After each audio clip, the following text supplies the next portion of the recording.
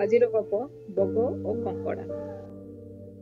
ଥରେ ଗୋଟିଏ ବୁଢା ବଗ ଥିଲା ଯିଏ ଆଉ ମାଛ ଧରି ପାରୁନଥିଲା। ସେ ଭୋକିଲା ହୋଇ ଏକ ଯୋଜନା ପ୍ରସ୍ତୁତ କଲା। ସେ ଗଡିଆରେ ଥିବା ମାଛମାନଙ୍କୁ କହିଲା ଯେ କୃଷକମାନେ ଖୁବ୍ ଶୀଘ୍ର ଗଡିଆ ଶୁଖାଇ ମାଛ ଧରି ନେବେ। ମାଛମାନଙ୍କ ମଧ୍ୟରେ ଭାଳେଣି ପଡିଲା। ବଗ କହିଲା, ମୁଁ ତୁମମାନଙ୍କୁ ଆଉ ଗୋଟିଏ ବଡ ପୋଖରୀକୁ ନେଇଯିବି, କିନ୍ତୁ ଜଣ ଜଣ କରି। ମାଛ ଖୁସିରେ ରାଜି ହେଲେ। ବଗ ଗୋଟିଏ ମାଛ ନେଲା ଆଉ ଗୋଟିଏ ଗଛ ଡାଳରେ ବସି ଖାଇଦେଲା।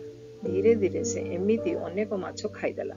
ଗଡିଆରେ ଥିବା କଙ୍କଡାର ମଧ୍ୟ ଇଚ୍ଛା ହେଲା କି ସିଏ ଆଉ ଗୋଟିଏ ବଡ ପୋଖରୀକୁ ଚାଲିଯିବ। କଙ୍କଡା ବଗକୁ କହିଲା, ମତେ ବି ନେଇଯାଅ। ବଗ ଖୁସିରେ ରାଜି ହେଲା। ଭାବିଲା ସେ କିଛି ନୂଆ ଖାଦ୍ୟ ପାଇପାରିବ। କଙ୍କଡାକୁ ନେଇ ବଗ ଯେତେବେଳେ ଗଛ ଉପରେ ବସିଲା, କଙ୍କଡା ଗଛ ତଳେ ପଡିଥିବା ପଥରକୁ ଲକ୍ଷ୍ୟ କଲା। ଦେଖିଲା ପଥର ଉପରେ ମାଛମାନଙ୍କର ହାଡ ପଡିଛି। କଙ୍କଡା ବଗର ଚାଲାକି ବୁଝିପାରିଲା। ସେ ସଙ୍ଗେ ସଙ୍ଗେ ବଗର ବେକକୁ ନିଜ ଦାଢରେ ଜୋରରେ ଚିପି ଧରିଲା। ବଗ ମରିଗଲା।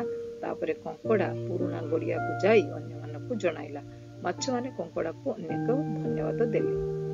ନୈତିକ ଉକ୍ତି: ତୀକ୍ଷ୍ଣ ବୁଦ୍ଧି ହେଉଛି ତୁମର ସର୍ବଶ୍ରେଷ୍ଠ ଶକ୍ତି।